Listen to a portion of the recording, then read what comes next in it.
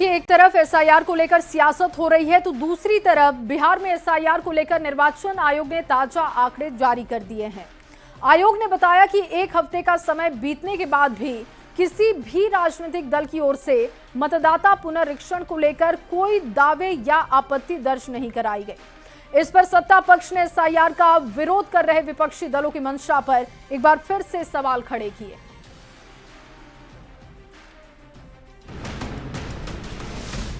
बिहार में मतदाता पुनरीक्षण को लेकर रोज नए आंकड़े सामने आ रहे हैं। पहले दिन से एसआईआर का विरोध कर रहे विपक्ष को लेकर नया खुलासा हुआ है। 1 अगस्त को ड्राफ्ट वोटर लिस्ट जारी किए जाने के बाद किसी भी राजनीतिक दल ने न तो कोई नाम शामिल करने के लिए और न ही किसी का नाम हटाने के लिए निर्वाचन आयोग से अब तक कोई संपर्क किया। शुक्रवार को निर्वाचन आयोग ने ताजा आंकड़े जारी किए और बताया कि किसी भी पार्टी की ओर से कोई दावा या आपत्ति दर्ज ही नहीं कराई गई।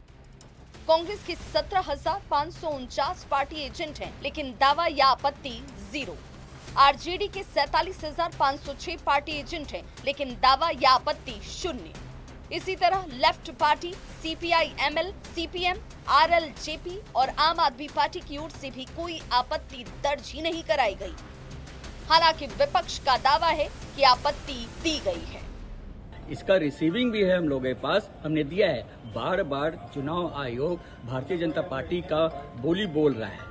विपक्षी दलों का प्रतिनिधिमंडल दिल्ली में सभी दलों के नेता थे, मिलकर के आपत्ति दर्ज करा चुके हैं। इसी तरह बीजेपी के 53,338 पार्टी एजेंट हैं, लेकिन दावा या आपत्ति 0। जेडीयू के 36,550 पार्टी एजेंट हैं, लेकिन दावा या आपत्ति 0।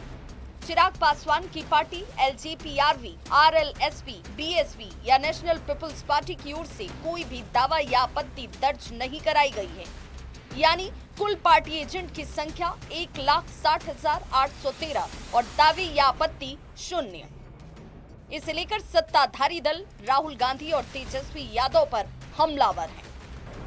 राहुल गांधी, तेजस्वी यादव बड़ी बड़ी बातें बोलते हैं, चुनाव आयोग पर सवाल उठाते हैं, लेकिन उचित फोरम पर शिकायत करना होता है वो नहीं करते हैं। तेजस्वी यादव बिहार के लोगों को भरमाना चाहते हैं और बिहार के लोगों को बेवकूफ समझना चाहते हैं। बिहार के लोग अब तक मात्र 6,257 मतदाताओं ने खुद आपत्ति दर्ज करवाई है। बीते दिन वोट चोरी के आरोप पर निर्वाचन आयोग ने राहुल गांधी को शपथ भेजा और लिखा कि अगर राहुल को लगता है कि आरोप सही है तो फिर घोषणा पत्र पर साइन करने में कोई परेशानी नहीं होनी चाहिए। अगर साइन नहीं करते इसका मतलब अपनी ही बातों पर यकीन नहीं रखते हैं। लिहाजा फर्जी आरोप लगाने और चुनाव व्यवस्था में लोगों का भरोसा कम करने के लिए राहुल गांधी माफी मांगे। बार बार एसआईआर और निर्वाचन आयोग की भूमिका पर सवाल खड़े करने को लेकर निर्वाचन आयोग ने राहुल गांधी के सामने 2 विकल्प रखे। या तो राहुल गांधी पेपर पर साइन करें या फिर राहुल देश से माफी मांग ले। ऐसे में देखना होगा कि राहुल गांधी का अगला कदम क्या होता है। पटना संवाददाता शैलेंद्र कुमार के साथ ब्यूरो रिपोर्ट, न्यूज़ 18।